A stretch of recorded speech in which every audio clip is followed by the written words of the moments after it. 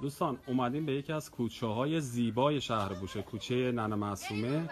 همینطور که در تصویر این کوچه فوق العاده است، کوچه قدیمی که یکی دو تا آدم سبزندیش اومدن این کوچه رو فوق العاده زیبا کردن. ببینید فضای سبزی که ایجاد شد، این برهان گلی که اینجا هست، گلدونا و گل و گیاهانی که ایجاد کردن، اینجا واقعا فوق العاده است. ببینید آره فوق العاده است. گل کاغذی که به وفور پیدا میشه در اینجا. اینم آقا خسته نباشید، خسته نباشید. حال شما خوبه؟